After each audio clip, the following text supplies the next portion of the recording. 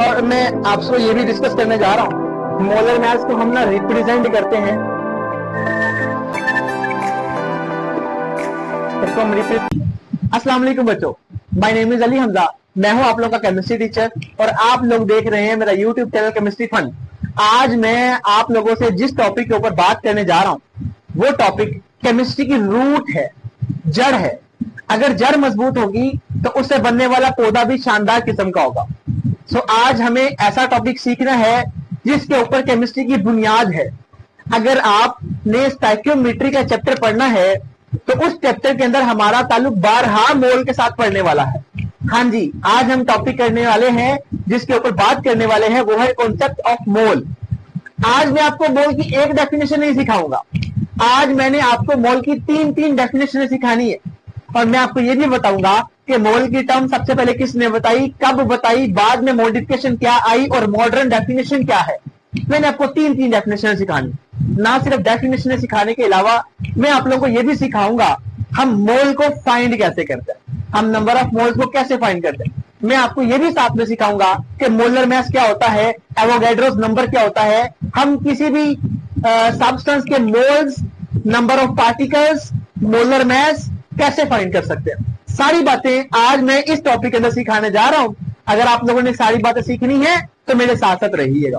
Concept of mole, सबसे पहले हम बात करें तो हम मोल को बोलते हैं केमिस्ट डजन। हम बोलते हैं ये केमिस्ट्री वालों की दर्जन है। दर्जन का मतलब यहां 12 नहीं है।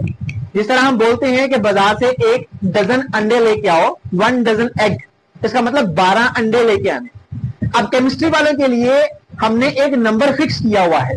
मोल के अंदर एक फिक्स अमाउंट होती है, जिस तरह डजन के अंदर फिक्स तादाद होती है 12, इसी तरह मोल में फिक्स नंबर ऑफ पार्टिकल्स होते हैं। इसीलिए हमने मोल को बोला है केमिस्ट डजन। सो अब हम बात करने वाले हैं सबसे पहले मोल के ऊपर। मोल क्या है? मोल बेसिकली ये केमिस्ट डजन है, ये है केमिस्ट डजन। इसको केमिस्ट वालों का डजन कहा जाता है। सो अब जो टर्म मोल है उसके दो मतलब है। मतलब केमिस्ट वालों के लिए अगर हम बात करें, मोल का मतलब होता है heap or pile. Heap or, इन दोनों का मतलब क्या है? इसका मतलब होता है ढेर, इसका मतलब होता है ढेर। इसका मतलब ये हुआ कि मोल का मतलब कोई एक चीज नहीं है। मतलब मेरे पास अगर मार्कर्स का ढेर है तो इसका मतलब मैं उसकी बात करने जा रहा हूं, यानी ऐसी सब्सटेंस की बात करने जा रहा हूं जिसके अंदर ढेर है। हमें ढेर के साथ क्या करना है? हमें एक तो उनकी तादाद के बारे में देखना है और साथ ही साथ हमें उनका मैस देखना है। मैं आपको और आसान कर देता हूं।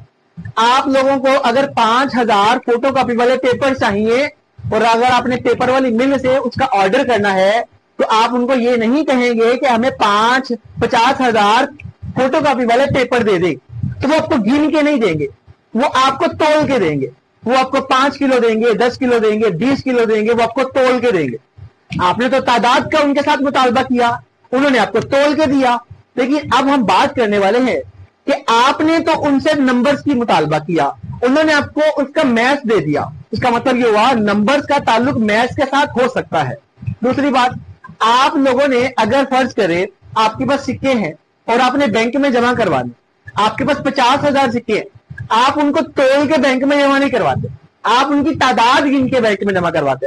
तो इसका मतलब है बाज औकात हमें चीजों की तादाद से ताल्लुक पड़ता है और बाज औकात हमें उनके मैथ से ताल्लुक पड़ता है। सो मोल की जो यहां पे टर्म हम यूज करने जा रहे हैं इसका ताल्लुक दोनों के साथ है। हमें मोल मैथ के साथ भी रिलेट करवाएगा और पार्टिकल्स के साथ भी, तादाद के साथ भी रिलेट करवाएगा।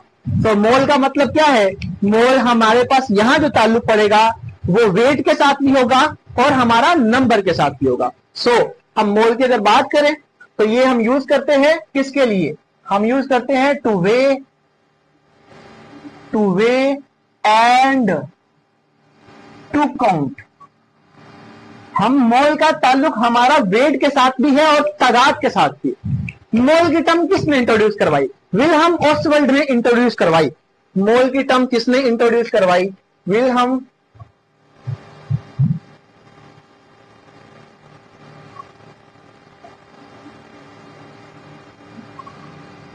ओस्टवर्ल्ड ने इसको इंट्रोड्यूस करवाया था कब? 1893 को, 19th सेंचुरी के लास्ट पे जाके 1893 को इंट्रोड्यूस करवाया। लेकिन मैं फिर बताता चलूं, जो मोल की टर्म हमारे पास फेमिलियर हुई, जो लोगों के दरमियान में मशहूर हुई, वो 1896 और 1897 को जाके हुई। तो बाज बुक्स में मोल की जो टर्म का इंट्रोडक्शन है या इंट्रोड्यूस कब हुई, वो 1896 होता है, बाद पे 1897 है। तो फिलहाल जो टर्म सबसे पहले यूज की गई वो 1893 को यूज की गई, वो विलियम ओसवर्ल्ड ने यूज की। बाद में हमने मोल को ना एसआई यूनिट भी करार दिया, officially SI unit for the amount of substance भी करार दिया। सो हम बात करने वाले हैं, बाद में हमने मोल को ऑफिशियल एसआई यूनिट भी करार दिया for the amount of substance, amount of substance. हमें किसी सब्सटेंस की अमाउंट के साथ ऑफिशियल यूनिट भी हमने मोल को करार दिया। आइए हम बात करने वाले हैं मोल की 3 अलग अलग डेफिनेशन के बारे में। सबसे पहले आगाज करते हैं फर्स्ट डेफिनेशन से। तो जो मोल की फर्स्ट डेफिनेशन है ये हमारे पास कब आई, ये मैं इसके बारे ये हम बात करने वाले हैं 1893 को। फिर बात आपसे वही कहने लगा हूं, जो मोल की हमारे पास टर्म फेमिलियर हुई, मशहूर हुई, वो हुई थी 1896 टू 1897 को। ये टर्म ज्यादा पॉपुलर हुई, ये टर्म ज्यादा पॉपुलर तब हुई 1896 और 1897 के दरमियान। फर्स्ट डेफिनेशन क्या है? फर्स्ट डेफिनेशन समझते हैं। जब भी हम किसी सब्सटेंस का मैस हम ग्राम्स में एक्सप्रेस करते हैं, उसको हमने कहना है मोल।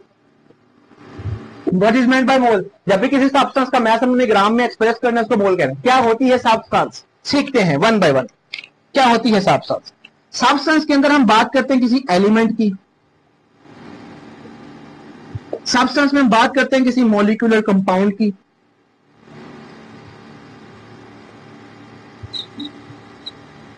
सब्सटेंस में हम बात करते हैं किसी आयनिक कंपाउंड की, सब्सटेंस में हम बात करते हैं किसी आयनिक स्पीशी की। मतलब आपके पास जो सब्सटेंस की यहां पे टर्म यूज हो रही है, उसका मतलब एलिमेंट हो सकता है, उसका मतलब आपके पास मॉलिक्यूलर कंपाउंड हो सकता है, उसका मतलब आयनिक कंपाउंड हो सकता है, और उसका मतलब आयनिक स्पीशी हो सकता है। अब अगली बात जरा समझिएगा मेरे साथ साथ, जो यहां पे सब्सटेंस जो एलिमेंट है, एलिमेंट मिलकर बनता है एटम से। एलिमेंट का स्मॉलेस्ट पार्ट होता है एटम, मॉलिक्यूलर कंपाउंड का स्मॉलेस्ट पार्ट होता है मॉलिक्यूल, आयनिक कंपाउंड का स्मॉलेस्ट पार्ट होता है फार्मूला यूनिट, फार्मूला यूनिट, और आयनिक स्पीशी का स्मॉलेस्ट पार्ट होता है आयन। अच्छा एक और बात, आप किसी एटम का जो मैस होगा उसको लिखते हैं एटॉमिक मैस, एटॉमिक मैस। आप किसी मॉलिक्यूल का मैस लिखते हैं उसको बोलते हैं मॉलिक्यूलर मैस, मॉलिक्यूलर मैस। हम जब लिखते हैं ना किसी फार्मूला यूनिट का मैस, उसको बोलते हैं फार्मूला यूनिट मैस। और आयनिक का आयन्स का बोलते हैं आयनिक मैस। नहीं, अच्छा एक बात हो, जब भी आपने एटॉमिक मैस हो, मॉलिक्यूलर मैस हो, फार्मूला यूनिट मैस हो, आयनिक मैस हो, जब इनको आपने ग्राम्स में लिखना है उसको मोल कहते हैं। आप लोगों को थोड़ी सी बात और बताता चलूं, हमारे पाकिस्तान के अंदर ना सिलेबस हो गया चेंज। हमने बच्चों को जो डेफिनेशन हमारी न्यू सिलेबस में आई है ना, वो सेकंड डेफिनेशन है। लेकिन इससे पहले जो हम बच्चों को पढ़ाते रहे हैं, कल तक जो हमने बच्चों को पढ़ाई है डेफिनेशन, वो फर्स्ट डेफिनेशन है। हमने वहां पे ये बच्चों को बताया था, जब किसी atomic mass, molecular mass, formula unit mass या आयनिक मैस को जब हम ग्राम्स में एक्सप्रेस करते हैं, उसको हमने मोल कहा था। मैं इसको जरा इंग्लिश में लिख देता हूं। when the mass of a substance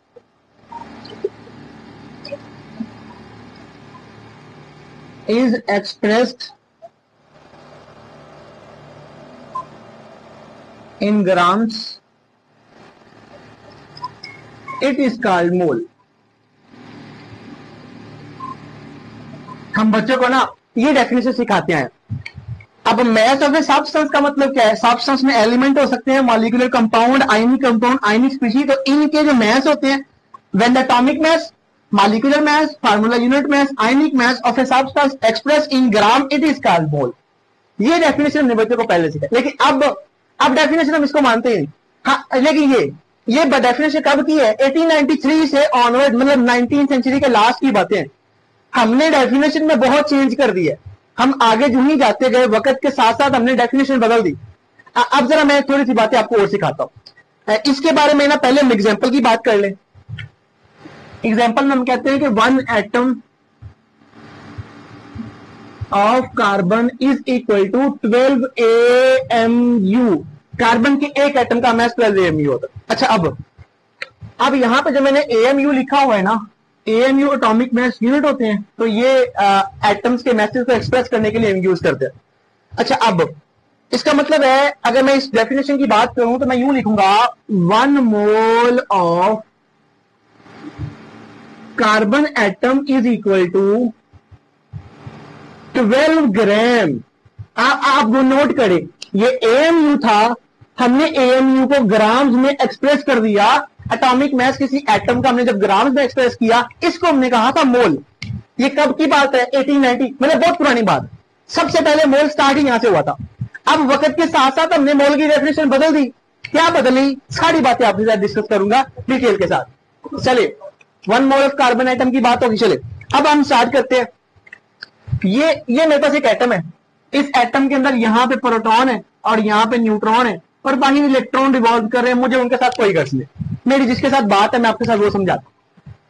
अब ये जो प्रोटॉन है, प्रोटॉन का मैस अगर मैं बताऊं, मैस ऑफ प्रोटॉन अगर मैं आपसे डिस्कस करूं, that will be equal to 1.67 10 की पावर -24 ग्राम। और जो न्यूट्रॉन का मैस होता है, mass of neutron is equal to, ये रफली इक्वल होता है, रफली equal to mass of proton 1.67 10 की पावर -24 ग्राम। ये रफली इसके इक्वल होता है। एक बात मैं आपसे और डिस्कस करना चाहूंगा, और वो ये है कि 1 AMU इज इक्वल टू 1.661 10 की पावर -24 ग्राम। आप ना थोड़ा सा गौर करें तो आपको एक बात का आइडिया हो जाएगा, और वो ये है कि ये दोनों वैल्यूज रफली इक्वल हैं, AMU के बराबर है। अब एक बात और, अगर मैं आपसे बात करता हूं, मेरे पास है कार्बन एटम है, कार्बन एटम के अंदर 6 प्रोटॉन होते हैं और 6 न्यूट्रॉन होते हैं। 6 proton 6 neutron.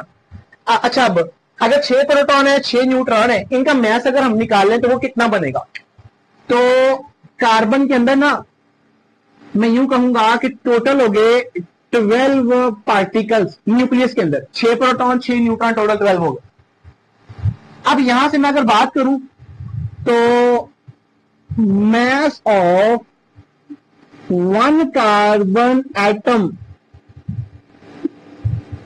Is equal to 12 AMU। वो 12 AMU होता है। एक कार्बन एटम का मास 12 AMU। क्या मतलब 12 AMU? एक बात और भी नोट कर ले, किसी भी एटम का जो टोटल मास होता है उसका 99.9% उसका मास न्यूक्लियस के अंदर होता है। इलेक्ट्रॉन्स का मास ना होने के बराबर। क्यों ना होने के बराबर? आप एक चीज पे और देखें जरा।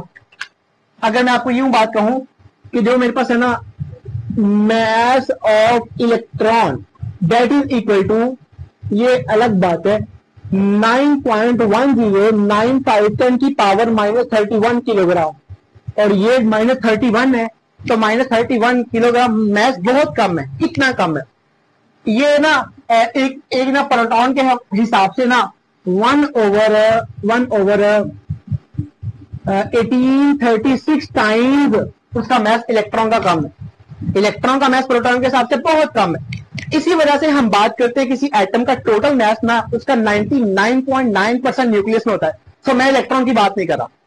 इस कार्बन एटम का टोटल मैस 12 AMU। अब 12 AMU कहां से आया? मुझे पता है कि प्रोटॉन का मैस रफली इक्वल टू 1 AMU, न्यूट्रॉन का मास भी रफली इक्वल टू 1 AMU, तो टोटल कितने 12, तो 12 AMU बन जाएगा।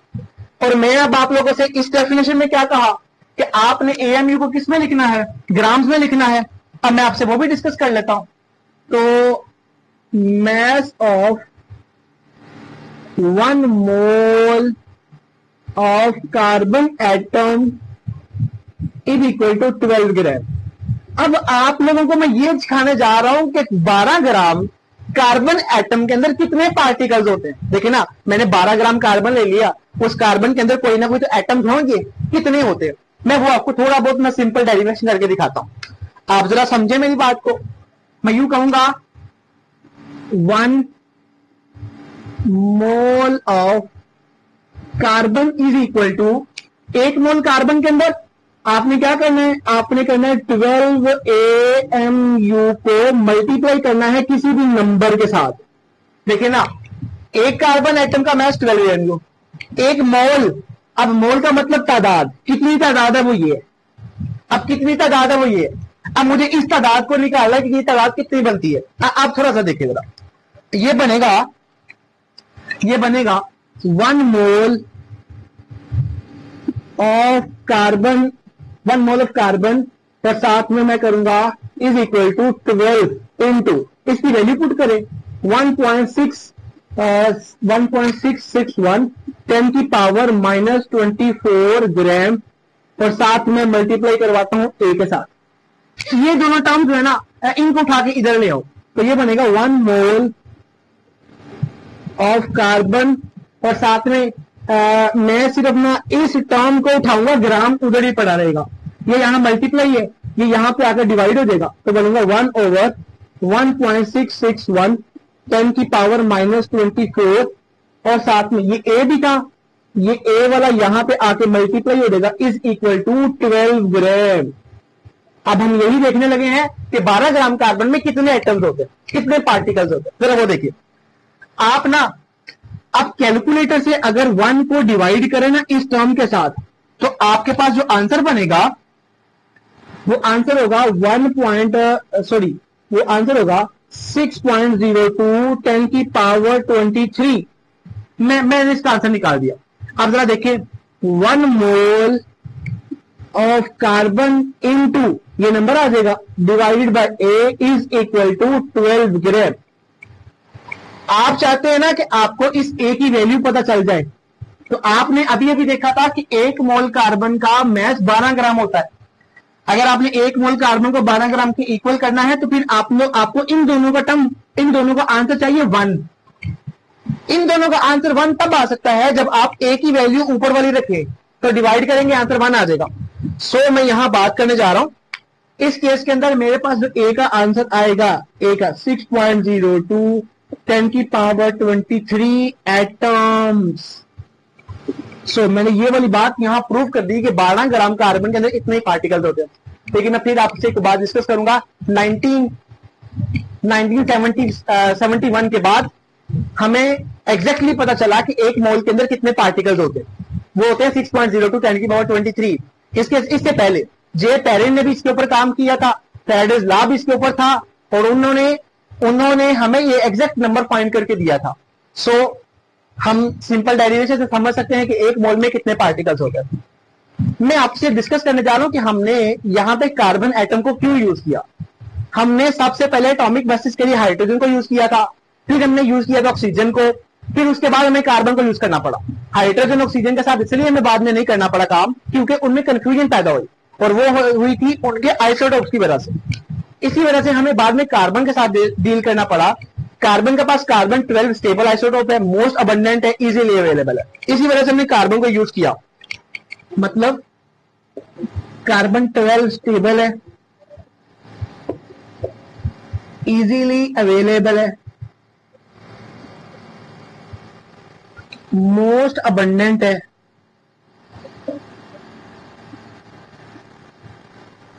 इसी वजह से हमें कार्बन 12 के साथ डील करना पड़ा। अब ना मैं कार्बन 12 के साथ में बातें करूंगा आप लोगों के साथ सेकंड डेफिनेशन के अंदर भी जाके, लेकिन ना मुझे आप लोगों से सबसे पहले बात करनी है सेकंड डेफिनेशन की, जो हमारी न्यू टेक्स्ट बुक के ऊपर लिखी है। क्या है सेकंड डेफिनेशन? सेकेंड डेफिनेशन ये है, मोल is the amount of a substance which contain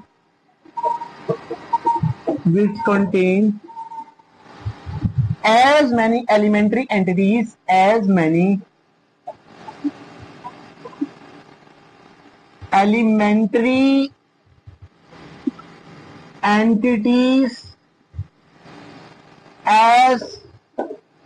there are atoms in 12 ग्राम, इसको मैं किलोग्राम में चेंज करूंगा, 0.012 किलोग्राम ऑफ कार्बन एटम्स। मैं ना आपको डेफिनेशन समझाने जा रहा हूं। डेफिनेशन में कहता है मोल के अंदर कार्बन एटम में 12 ग्राम कार्बन के अंदर जितने एटम्स होते हैं उसके बराबर जो तादाद होगी उसको मोल कहते हैं। मैं आपसे ना दोबारा बात करूंगा, इस डेफिनेशन के अंदर ना उसने हमें एग्जैक्ट बातें नहीं बताई। इस डेफिनेशन के अंदर ना इसने हमें no exact number like Avogadro's number, इसलिए इस डेफिनेशन में एवोगैड्रोस नंबर का सीधा सीधा बात ही नहीं की। इस डेफिनेशन में उसने तादाद की बात नहीं की। उसने हमें 6.02 10 की पावर 23 वाले पार्टिकल्स का बताया ही नहीं।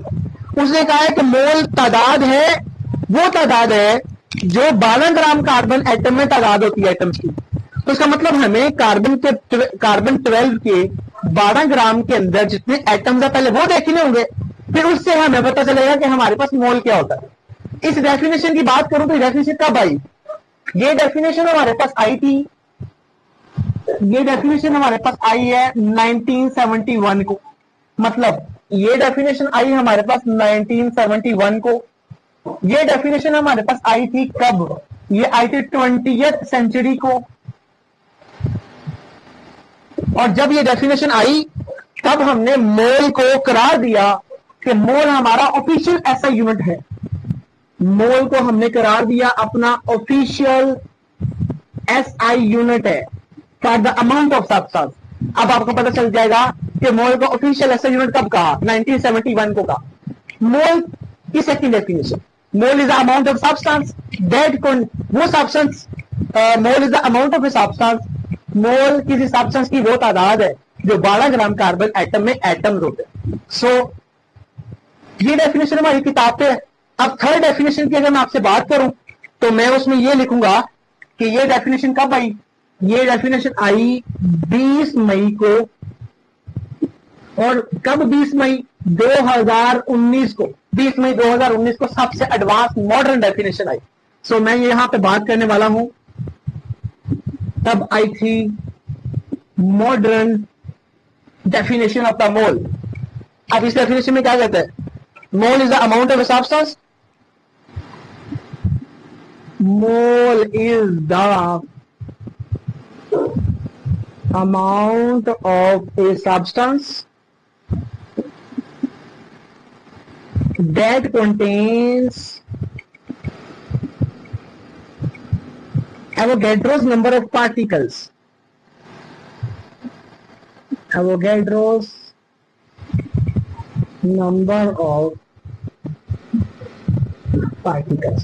Mole is the amount of a substance that contain Avogadro's number of particles. हमें ना हमें 21st सेंचुरी, मैं यहां पे लिख देता हूं, हमें ना 21st सेंचुरी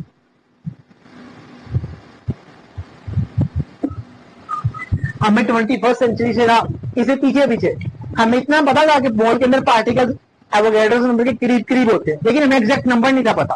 हमें एग्जैक्ट नंबर जब पता चला तो हमने अपनी डेफिनेशन को बदल दिया। हमने भी कार्बन 12 का रेफरेंस ही नहीं दिया। हमने कहा मोल के अंदर एवोगैड्रोस नंबर ऑफ पार्टिकल्स होते हैं। सबसे अच्छी डेफिनेशन कौन सी है? ये सबसे पुरानी थी। ये डेफिनेशन अब हमारे सिलेबस में आई है। ये डेफिनेशन इससे भी मॉडर्न है। तो सबसे अच्छी डेफिनेशन कौन सी है? यहाँ पे जिसके अंदर एग्जैक्ट नंबर बता दिया हुआ। लेकिन ये डेफिनेशन हमारे सिलेबस में आई है, इस दफा न्यू सिलेबस में लिखी हुई है। हमें ये भी पता होना चाहिए, ये भी पता होना चाहिए, ये भी पता होना, गलत कोई भी नहीं है। लेकिन हाँ वक्त के साथ साथ ना अब हमने इसको भूल गए, हम इसके ऊपर आ गए और हम इसके ऊपर आ गए। हमारी किताब पे इसमें जो एग्जांपल्स लिखी है ना, वो मैं ये यहाँ पे बात करने जा रहा हूं। तो मैं लिखूंगा 1 mole of carbon is equal to 6.02 10 की पावर 23। आपने गौर करें, 1 मोल कार्बन में इतने पार्टिकल्स होते हैं। अब इतने जो पार्टिकल्स होते हैं वो तो इसमें बताया था एग्जैक्ट नंबर, इसने तो एग्जैक्ट नंबर नहीं बताया, लेकिन हमारी किताब के अंदर ना उसने ये लिखा हुआ है, डेफिनेशन ये है, लेकिन एग्जैक्ट वो जो मैं एग्जांपल दे रहा हूं वो ये वाली दे रहा है। अब एग्जांपल और भी सुने, ये एटम्स के हिसाब से एग्जांपल है।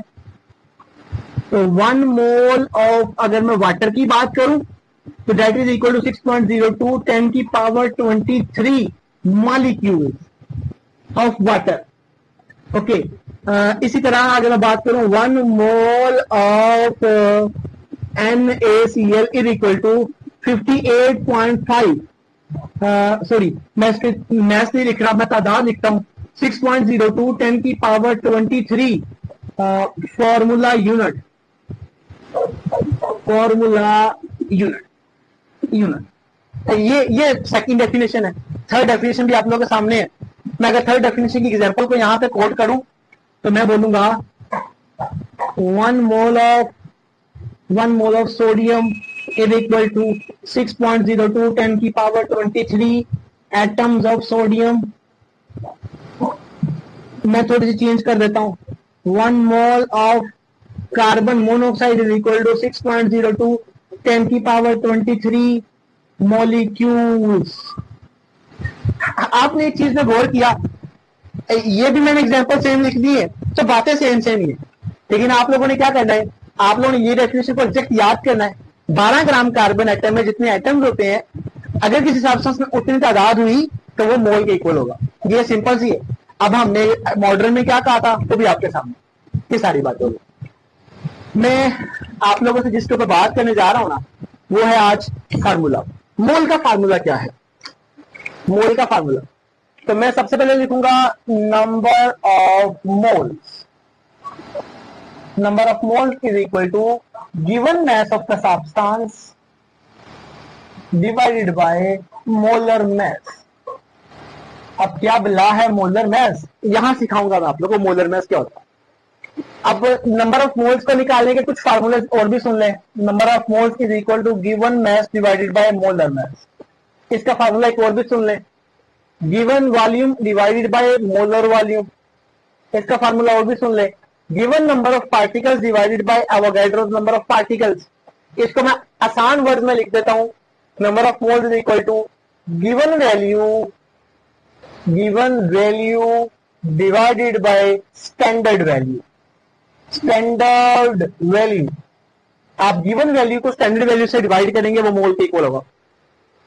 इटली के अंदर हर साल मोल डे मनाया जाता है। वहां पे टीचर्स और स्टूडेंट्स मोल के रिलेटेड गेम्स, मोल के रिलेटेड जो जोक्स हैं, मोल के रिलेटेड वो फन क्रिएट करते हैं। किस दिन करते हैं वो भी सुने। इटली के अंदर इंफॉर्मेशन आपको दे रहा हूं, इंफॉर्मेशन ये है, इटली के अंदर हर साल एक ना मोल डे मनाया जाता है। अब क्या होता है मोल डे? वहां पे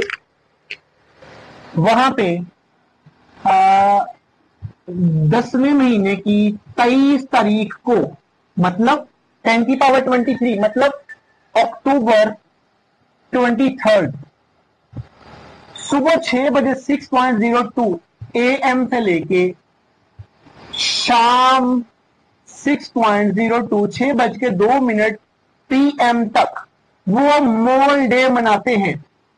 इटली वाले 23 अक्टूबर को 6:02 सुबह से लेके शाम 6:02 तक वो मोल डे मनाते हैं। तो ये आप लोग के लिए मोलर मैथ क्या होता है? मोलर मैथ, टर्म मोलर का मतलब एक मोल। टर्म मोलर का मतलब मैं यहां पे कर देता हूं, टर्म मोलर का मतलब है एक मोल, एक मोल टर्म मोलर। अब मैथ का मतलब होता है मैथ, मैस। इसका मतलब क्या, एक मोल सब्सटेंस के मैस को मोलर मैस कहते हैं। मैं इसको इंग्लिश में लिख देता हूं, mass of 1 mole of a substance is called molar mass। Molar mass. और मैं आपको ये भी डिस्कस करने जा रहा हूं, मोलर मैस को हम ना रिप्रेजेंट करते हैं, इसको हम रिप्रेजेंट करते हैं कैपिटल एम के साथ। इसके यूनिट्स भी होते हैं, इसके यूनिट होते हैं ग्राम पर मोल। ग्राम पर mess of 1 mole of the substance is called molar mess. मैं आपको पहले बता चुका हूं कि सब्सटेंस का मतलब क्या होता है। सब्सटेंस का मतलब होता है किसी एलिमेंट से बनता है, या मॉलिक्यूलर कंपाउंड से, या आयनिक कंपाउंड से, या सब्सटेंस। और जो मैस की बात करनी है तो मैं बोलूंगा atomic mass, molecular mass, formula unit mass, ionic mass. जब आप लोगों ने इसको of 1 mole of substance is called molar mass, तो मतलब एटॉमिक मैस को मोलर मैस कहा जाता है, मॉलिक्यूलर मैस को मोलर मैस कहा जाता है, आयनिक मैस को कहा जाता है, फार्मूला यूनिट मैस को भी मोलर मैस कहा जाता है। सो ये सारी बातें मोलर मैस के बारे में। मोलर मैस की एग्जांपल के ऊपर बात कर लें। मोलर मैस के एग्जांपल के ऊपर बात कर लें।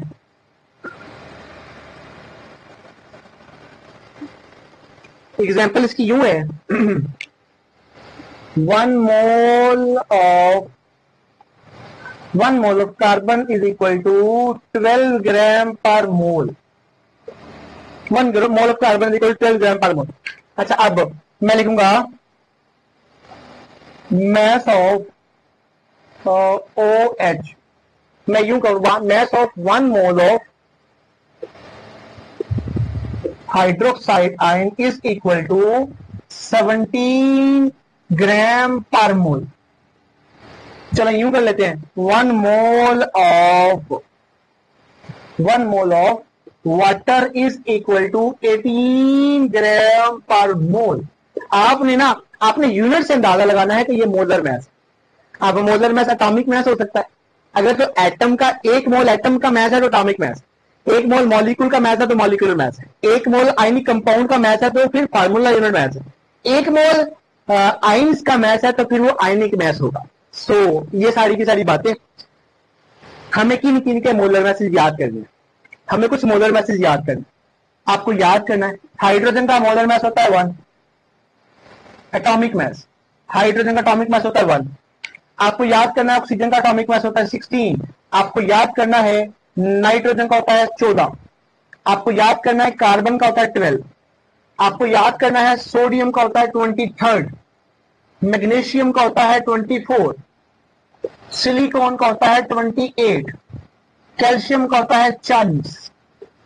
इसके अलावा आपको याद करना है पोटाशियम का होता है 39, फास्फोरस का होता है 31, कॉपर का होता है 63.5, सिल्वर का होता है 108। आपको याद करना है मैंगनीज का होता है 55, क्रोमियम का होता है 52। ये कुछ एलिमेंट्स है। और आयरन का होता है 56। ये कुछ आपके पास एटम्स है, इन एटम्स के एटॉमिक मैसेज को याद कर लें। ये आपको पूरे चैप्टर में यूज होने वाले, पूरे चैप्टर में ये सारे यूज होने वाले, तो इनको आप लोगों ने याद करना। मोलर मैसेज निकालते कैसे, how to find the molar masses, how to find the molar masses, how to find the molar masses. Molar masses को हम फाइंड कैसे करते। अच्छा, अगर आपके पास सिंगल एटम है तो उनके आपको याद करने पड़ेंगे मोलर मैसेज। अगर आपके पास मॉलिक्यूल है, मैं मिसाल देता हूं, आपके पास मॉलिक्यूल है, लेट्स सपोज आपके पास वाटर है, लेट्स सपोज आपके पास H2SO4 है, आपके पास H2SO4 है। यहां मैं सल्फर का नहीं लिखा, वो भी लिख लें, सल्फर का होता है 32। आपके पास सिंगल एटम है तो उसका एटॉमिक मैस आपके पास मिल जाएगा, वो आपको याद करना पड़ेगा। अगर आपके पास मॉलिक्यूल है, तो फिर आपको हर एटम का एटॉमिक मास लिखना होगा, फिर उनको सम अप करना होगा, तो फिर जो फाइनल आएगा वो मॉलिक्यूलर मास होगा। बात समझ रहे हैं? मॉलिक्यूलर मास कब होगा? जब आप लोगों ने हर एटम का एटॉमिक मास सम अप करना है, तो जो फाइनल होगा वो मॉलिक्यूलर मास होगा। कैसे निकालते हैं वो सुने।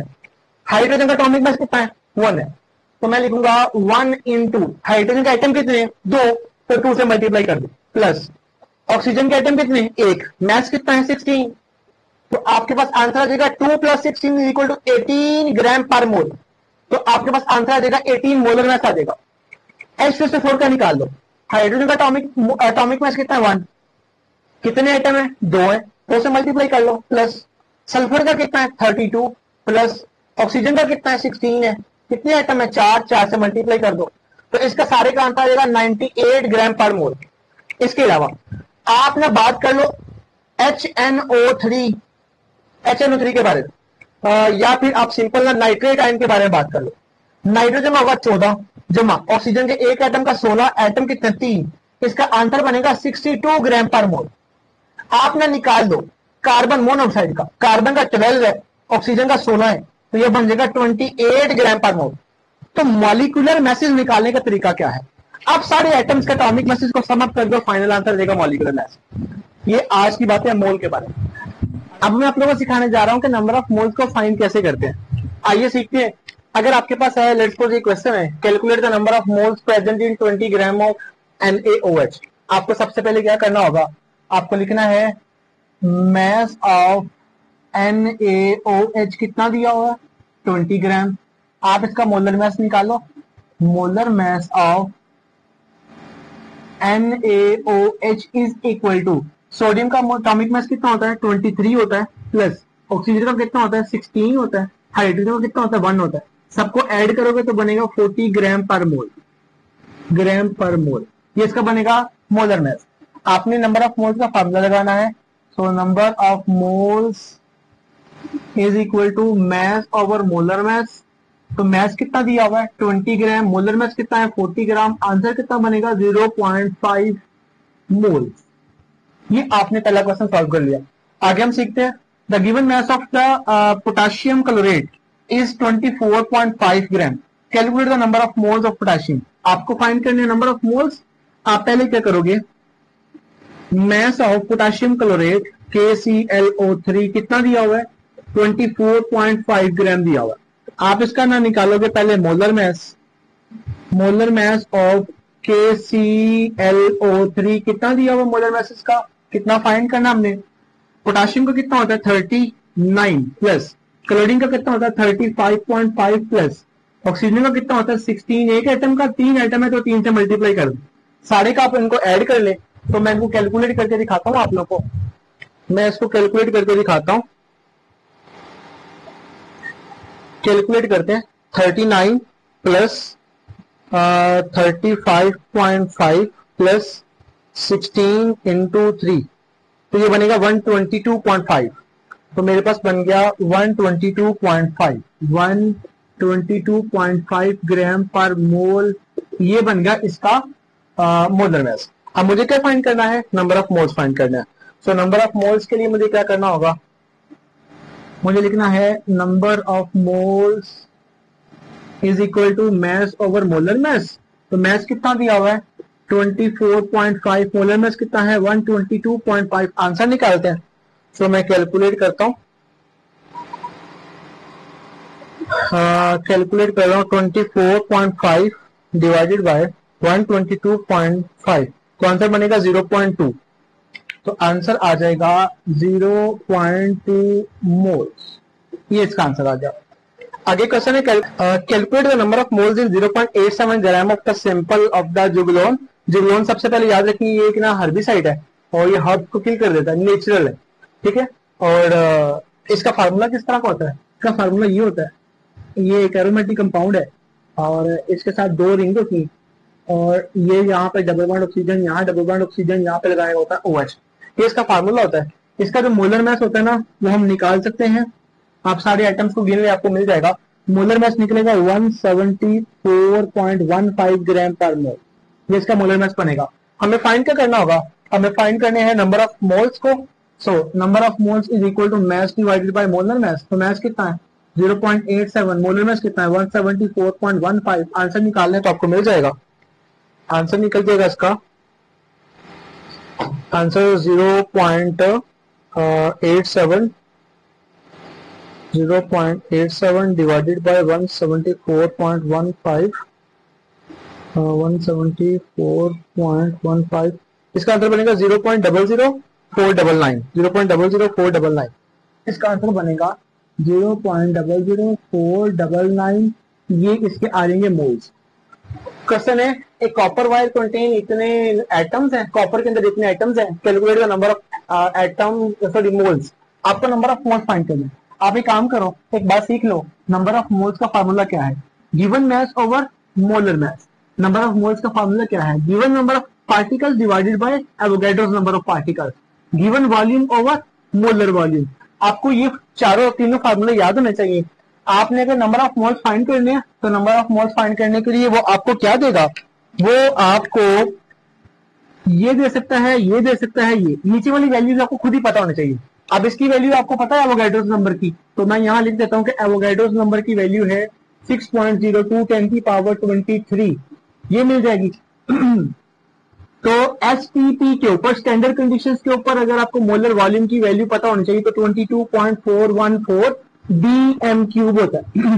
ये दो वैल्यूज पता हो, आप नंबर ऑफ मोल्स निकाल सकते हैं इन फार्मूलाज के साथ। सो मैं निकालने जा रहा हूं, तो आप जरा गौर करें। मेरे पास है number of moles is equal to number of particles कितने 2.7 27 सॉरी 27.10 10 की पावर है 25 है, आप डिवाइड कर दो 6.02 10 की पावर 23 के साथ। जो भी आंसर आएगा आप लोग यहाँ पे कैलकुलेट करके लिख दीजिएगा, ये आपके नंबर ऑफ मोल्स निकल जाएंगे। कैलकुलेट द मैस, अब आपको मैस फाइंड करना होगा। तो आपको मिला क्या होगा, नंबर ऑफ मोल्स फाइंड किया होगा। तो आपने ऐसा फार्मूला देखना है जिसमें मैस भी आए, नंबर ऑफ मोल्स भी आए। मैं देखने लगा हूं, number of moles is equal to mass over molar mass. तो अगर आपने मैस फाइंड करना है ये वाला, तो मोलर मैस से मल्टीप्लाई करवा दो। सो मैं यूं कहूंगा number of moles multiply by molar mass is equal to mass of the substance. तो मैस के लिए आपको इनको मल्टीप्लाई करना होगा। नंबर ऑफ मोल्स कितने हैं 0.50 मल्टीप्लाई बाय मोलर मैस किसका निकालना है HCl का, तो HCl का मोलर मैस निकलेगा 36.5। इनको मल्टीप्लाई करें तो आपके पास बन जाएगा 18.3 ग्राम। ये आपके पास इसका आंसर आ जाएगा। सो HCl का मोलर मैस मैंने कैसे निकाला है वो आप लोग निकाल सकते हैं, और वो निकालने के लिए मैं यूं लिख देता हूं, मोलर मैस को निकालने के लिए हाइड्रोजन का 1 होता है प्लस क्लोरीन का होता है 35.5 दोनों को जमा करें बनेगा 36.5। तो जो मैंने यहाँ पे लिख दिया। कैलकुलेट द मैस, आपको मैस फाइंड करना है, तो आप एक काम करें, mass is equal to number of moles multiply by molar mass लिख लें। पहले आपको मोल्स वो दे रहा है, ठीक है, कंपाउंड कौन सा है MgSO4। आप एक काम करें ना, मैग्नीशियम सल्फेट का पहले मोलर मैस निकाल ले अलग से मैं निकालने लगा हूं। Molar mass of MgSO4 is equal to magnesium का 24 है जमा सल्फर का 32 है प्लस ऑक्सीजन का 16 इंटू 4, आंसर बनेगा 120 ग्राम पर मोल। ये बन जाएगा। आपने मैस निकालना है, so mass is equal to moles कितने हैं 10 की पावर -3 मल्टीप्लाई बाय 120, आंसर बनेगा 0.120 ग्राम। आप लोग चेक कर लीजिएगा, ये इसका आंसर बन जाएगा। कैलकुलेट द मैस, आपको मैस फाइंड करना है, तो मैस के लिए आपको ना उसने ये कंपाउंड दिया हुआ है, आप एक काम करो इसका पहले मोलर मैस निकालो। Molar mass is equal to calcium का 40 होता है और प्लस ऑक्सीजन का कितना है 16 जमा हाइड्रोजन का 1 मल्टीप्लाई बाय 2, इन सबको जमा करिएगा जरा, आंसर देखिए कितना बनता है। सबको करिएगा जरा, आपके पास आंसर पता चल जाएगा। ये 17 इंटू 2 कितना बनेगा 34 और ये बन जाएगा 76 ग्राम पर मोल। ये इसका बन जाएगा मोलर मैस। आपको फाइंड क्या करना था, मैस फाइंड करना था। तो मैस के लिए आपको मोल्स को मल्टीप्लाई करना पड़ेगा मोलर मैस के साथ। तो मोल्स कितने 1.5 को मल्टीप्लाई कर दो 76 के साथ, इसका आंसर जो भी आएगा लिख लीजिएगा 1.5 मल्टीप्लाई बाय 76 114 बन रहा है 114 ग्राम। ये इसका आ जाएगा मैस। क्वेश्चन बड़े आसान है, अगर आप लोगों ने एक दफा देख लिया फार्मूला नंबर ऑफ मोल्स को निकालने का तो वो आपको समझ आ जाएगी। हाँ, आप लोग ये तीनों फार्मूले जरूर देखिएगा, इनमें से कोई भी आपको दे सकता है, आप लोगों को निकालना पड़ेगा। अब ना मैं अब यहाँ पे क्वेश्चन पे आ रहा हूँ, calculate the number of moles. आपको नंबर ऑफ मोल्स फाइंड करने हैं। Okay, so number of moles is equal to, formula मुझे पता है, ये हो सकता है, ये हो सकता है, या फिर ये वाला हो सकता है। अब मुझे क्या दे रहा है वो मुझे दे रहा है वॉल्यूम दे रहा है। तो वॉल्यूम का फार्मूला ये वाला, given volume divided by standard volume. Standard volume की वैल्यू ये मैंने लिख दी है, तो given volume divided by standard volume यानी मोलर वॉल्यूम, आपके पास आंसर आ जाएगा। गिवन वॉल्यूम कितना है, ये है 11.212 डिवाइडेड बाय 22.414, आंसर बनेगा 0.5 मोल्स। आपके पास मोल्स का आंसर आ जाएगा। आखिरी क्वेश्चन नीचे वाला सॉल्व करते हैं, और नीचे वाले क्वेश्चंस को सॉल्व करते करते देखिएगा जरा। Calculate the number of moles, मुझे फाइंड करने हैं नंबर ऑफ मोल्स। आप खुद बताएं कैसे सॉल्व होगा क्वेश्चन, कैसे होगा। आपको वॉल्यूम दे रहा है, तो given volume divided by standard volume, तो गिवन वॉल्यूम कितना है 1.12 डिवाइडेड बाय स्टैंडर्ड वॉल्यूम कितना है, वो ऊपर लिखा हुआ है 22.414, तो आंसर। और ये जो क्वेश्चन है ना, मैं बात करूंगा एट एसटीपी, ये भी बात करूंगा एट एसटीपी। एसटीपी का मतलब स्टैंडर्ड टेम्परेचर एंड प्रेशर। अब स्टैंडर्ड टेम्परेचर और प्रेशर कितना होता है, मैं लिख देता हूँ, एसटीपी का मतलब होता है, इस केस में टेम्परेचर होता है 0 degree Celsius which is equal to 273 kelvin. इस केस में प्रेशर होता है 1 atm that is equal to 760 torr. और इस केस के अंदर गैस का जो वॉल्यूम होता है 22.414 dm क्यूब होता है। और ये बातें हैं इसके अंदर जो आपको समझ आ जाएगी कि एसटीपी का मतलब क्या होता है। अब इन दोनों को डिवाइड करेंगे, आपके पास आंसर आ जाएगा, और नंबर ऑफ मोल्स का आंसर आ जाएगा। मैं लिखता हूं 1.12 डिवाइडेड बाय 22.414, आंसर बनेगा 0.05। 0.05 इसका आंसर आ जाएगा नंबर ऑफ मोल्स का। अब ना मैं आपको ये भी सिखाता हूँ, आपने नंबर ऑफ मोल्स के अंदर ये मोलर मैथ को बार बार यूज किया हुआ है, तो मोलर मैथ को फाइंड कैसे करते हैं वो भी देख रहे हैं। कैलकुलेट द मोलर मैथ, आपने मोलर मैथ को फाइंड करना है, मैं आपको करके दिखाता हूँ। मैं आपको मोलर मैथ को फाइंड करके दिखाता हूँ। सबसे पहले आपने पोटाशियम KMnO4 का निकालना है, तो KMnO4 के लिए आप याद कर लें, पोटाशियम का होता है 39, मैंगनीज का होता है 55, ऑक्सीजन का होता है 16। आप यहां से निकाल लें मोलर मास ऑफ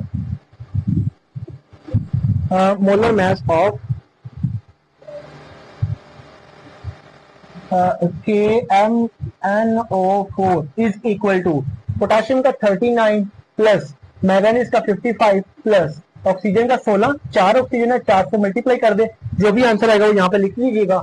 मैं इसको कैलकुलेट करके दिखाता हूँ। इसका आंसर बनेगा 39 प्लस 55 प्लस 16 इंटू 4, तो इसका आंसर बनेगा 158 ग्राम पर मोल। और मैं आपको फिर बताता चलूं, ग्राम पर मोल यूनिट होते हैं मोलर मास के, मोलर मास के यूनिट होते हैं। Calculate the molar mass of KClO3। Potassium का कितना होता है 39, क्लोरीन का कितना होता है 35.5, ऑक्सीजन का कितना होता है 16, के निकाल लें, आपको मिल जाएगा मोलर मास ऑफ KClO3, तो is equal to 39 plus 35.5 plus 16 into 3। इसका आंसर निकाल लें, इसका आंसर निकलेगा 39 प्लस 35.5 प्लस 16 इंटू 3, ये बनेगा 122.5 ग्राम पर मोल। ये आपके पास इसका आंसर आ जाएगा। सो आप किसी भी मॉलिक्यूल का मोलर मास निकाल सकते हैं, किसी भी आयनिक कंपाउंड का मोलर मास निकाल सकते हैं, आप इजीली निकाल सकते हैं। मेरे पास यहाँ पे जगह नहीं है, लेकिन एक काम करें आप लोग, आप मुझे ना मोलर मास फाइंड करके दिखाएं। किसका, तो H नेगेटिव का फाइंड करके दिखाएं, NH3 का फाइंड करके दिखाएं, आप मुझे निकाल के दिखाएं H2SO4 का निकाल दें, आप मुझे निकाल दें HNO3 का निकाल दें, आप मुझे निकाल के दिखाएं मतलब C6H12O6 का निकाल के दिखाएं। कैसे निकालना है आपको सबको पता है। आपको मैं एक छोटी सी बात बता देता हूँ, इस क्वेश्चन के अंदर सॉल्व करने का तरीका क्या है। ऑक्सीजन का एटॉमिक मास 16 होता है, हाइड्रोजन का 1 होता है, तो 16 प्लस 1 17 निकल जाएगा मोलर मास। इसमें नाइट्रोजन का 14 होगा, हाइड्रोजन का एक एटम का 1 है, 3 है, तो 3 से मल्टीप्लाई करना होगा, तो 14 जमा 3 कितना हो जाएगा 17। इसका हाइड्रोजन का 1, 2 एटम में 2 से मल्टीप्लाई, सल्फर का 32, ऑक्सीजन का 16 इंटू 4 तो करिएगा तो आपके पास 98 आ जाएगा। हाइड्रोजन का 1 होता है, ऑक्सीजन नाइट्रोजन का 14, ऑक्सीजन का कितना होता है 16 इंटू करेगा 3, तो आपके पास 63 के करीब आंसर आ जाएगा।